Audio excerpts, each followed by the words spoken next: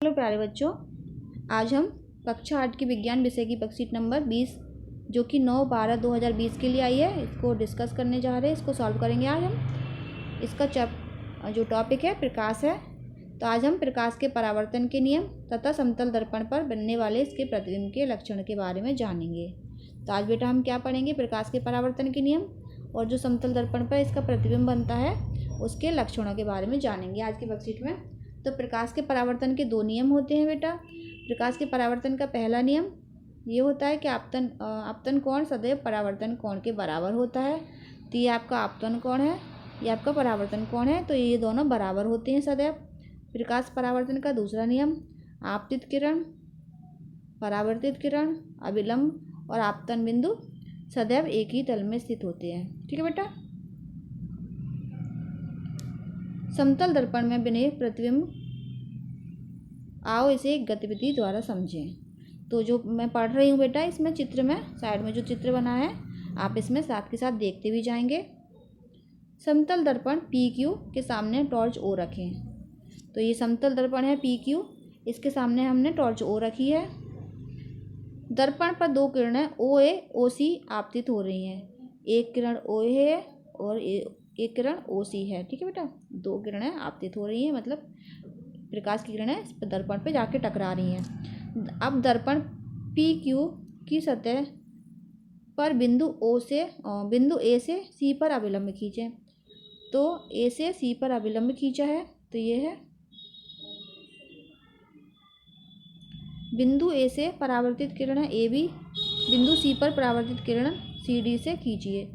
तो ये है CD, ये खींच गई आपकी। अब इन रेखाओं को पीछे की ओर बढ़ाइए। क्या ये रेखाएं आपस में मिलती हैं? तो बेटा पीछे की ओर बढ़ाते हैं हम रेखाएं, तो क्या ये आपस में मिल रही हैं? बेटा ये आपस में नहीं मिल रही हैं।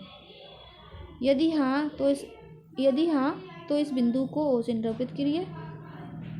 क्या परावर्तित किरणें E पर स्थित किसी दर्शक के नेत्र के बिंदु O से आती हुई प्रतीत होंगी? क्योंकि परावर्तित किरणें वास्तव में O पर नहीं मिलती हैं बल्कि मिलती हुई प्रतीत होती हैं। तो वास्तव में O पर जो मिलती हुई प्रतीत हो रही हैं, लेकिन प्रकाश की किरणें O पर नहीं मिल रही हैं। इसलिए हम कहते हैं कि बिंदु O का आभासी प्रतिबिंब O बनता है। तो O का आभासी प्रतिबिंब बड़ा O है, ये आभासी प्रतिबिंब छोटा O बन रहा है। ठीक है बेटा। अब वर्कशीट में आगे की ओर बढ़ते हैं। समतल दर्पण द्वारा बनने वाले प्रतिबिंब के लक्षण, तो इनके लक्षण भी पढ़ लेते हैं। प्रतिबिंब दर्पण के पीछे उतनी ही दूरी पर दिखाई देता है जितनी वस्तु दर्पण के सामने रखी होती है। अगर बेटा ये दर्पण है, तो अगर 2 मीटर की दूरी पर कोई वस्तु रखी है ये, तो दर्पण में भी 2 मीटर की दूरी पर ही उसका प्रतिबिंब बनेगा। ठीक है बेटा। प्रतिबिंब सीधा और बिंब के आकार का बनता है, सीधा होता है और समान आकार का होता है। प्रतिबिंब को पर्दे पर नहीं प्राप्त किया जा सकता, ये इसलिए आभासी होता है। समतल दर्पण पर वस्तु का दायां भाग प्रतिबिंब में बायां दिखाई देता है, जिसे पार्श्व प्रतिक्रमण कहते हैं। क्या आप समझ सकते हैं कि एम्बुलेंस की स्पेलिंग जो होती है, एम्बुलेंस शब्द को इस प्रकार क्यों लिखा जाता है? तो बेटा एम्बुलेंस को उल्टा इसलिए लिखा जाता है कि ताकि एम्बुलेंस अगर पीछे से आती है तो कोई वाहन होता है इसके मिरर में, जो स्पेलिंग है वो हमें सीधी दिखाई दे, क्योंकि जो उल्टी लिखी है तो पार्श्व प्रतिक्रमण के कारण वो हमें मिरर में सीधी दिखाई देगी। ठीक है बेटा। निम्न प्रश्नों के उत्तर दीजिए। समतल दर्पण द्वारा बनने वाले प्रतिबिंब के कोई 4 लक्षण लिखिए। तो पहले का आंसर यहाँ से लिख लेंगे, 4 लक्षण। दर्पण पर प्रतिबिंब उतनी दूरी पर बनता है जितनी वस्तु की दूरी होती है। प्रतिबिंब सीधा और समान आकार का बनता है। प्रतिबिंब को पर्दे पर प्राप्त नहीं किया जाता, यह आभासी बनता है, या इसमें पार्श्व प्रतिक्रमण होता है। ठीक है बेटा, ये 4 लक्षण लिख लेंगे आप। अगला क्वेश्चन है, पिंकी दर्पण में अपना प्रतिबिंब देख रही है। दर्पण और उसके प्रतिबिंब की बीच की दूरी 4 मीटर है। यदि वह दर्पण में 1 मीटर आगे दर्पण की ओर चलती है तो प्रतिबिंब और पिंकी के बीच की दूरी क्या होगी? तो बेटा ये दर्पण है कोई,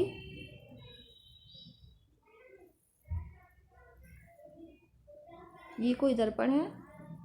पिंकी जो अपना प्रतिबिंब देख रही है, दर्पण और पिंकी के बीच की दूरी कितनी है?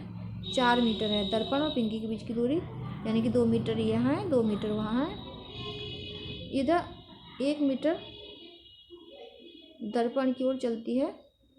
यदि वह 1 मीटर दर्पण की ओर चलती है, मतलब 1 मीटर चलेगी प्लस 1 हो जाएगा, 1 मीटर चलेगी तो यहाँ पर भी 1 मीटर चलेगी। ठीक है बेटा, तो टोटल दूरी कितनी हो जाएगी? टोटल दूरी हो जाएगी 6 मीटर। 3 मीटर इधर दर्पण की इस तरफ और ये 3 मीटर दर्पण की उस तरफ, तो कुल दूरी 6 मीटर हो जाएगी। ठीक है बेटा,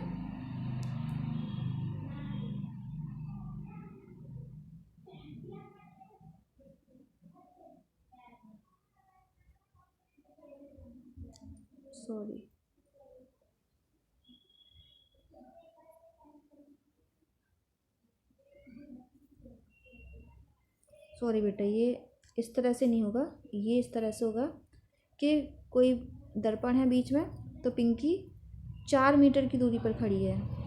ठीक है बेटा, ये पिंकी कहाँ पे खड़ी है? ये पिंकी मान लीजिए, ये पिंकी है, ये दर्पण से 4 मीटर की दूरी पर खड़ी है और प्रतिबिंब की ओर 1 मीटर चलती है, तो यानी कि 1 मीटर चली तो ये पिंकी की पोजीशन यहाँ पर हो गई, तो यहाँ पर 3 मीटर रह गया। अब पूछा है प्रतिबिंब और पिंकी के बीच की दूरी क्या होगी। तो जो पिंकी है इधर 3 मीटर खड़ी है, इधर खड़ी है 3 मीटर पर, तो दर्पण के पीछे की तरफ भी 3 मीटर की दूरी होगी। तो इस प्रकार उनके प्रतिबिंब और पिंकी के बीच की दूरी क्या होगी? तो पिंकी के बीच की दूरी और प्रतिबिंब के बीच की दूरी टोटल मिलाकर 3 मीटर और प्लस 3 मीटर, ये 6 मीटर हो जाएगी। ठीक है बेटा, 6 मीटर हो जाएगी। इसको आप यहाँ से नोट कर सकते हैं।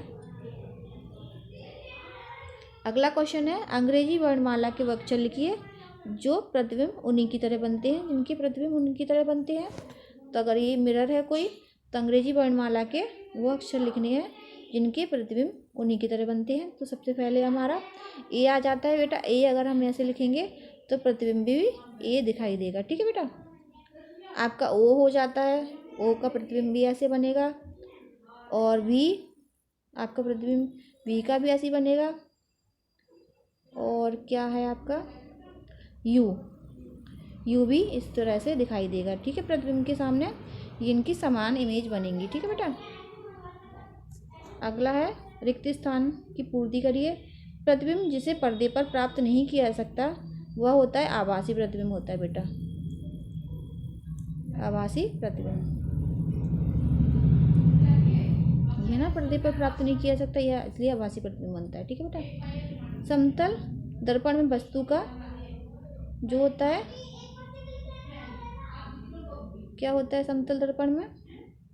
दायां भाग का प्रतिबिंब बायां दिखाई देता है। समतल दर्पण में वस्तु का दायां भाग का प्रतिबिंब बायां दिखाई देता है। ठीक है, पार्श्व परावर्तन होता है, पार्श्वीय व्यतिक्रमण होता है बेटा। ठीक है, तो इस तरह से आपकी वर्कशीट आज की कंप्लीट होती है। अगर वीडियो अच्छी लगी है तो वीडियो को लाइक करिए और चैनल को सब्सक्राइब करिए। वीडियो देखने के लिए थैंक यू।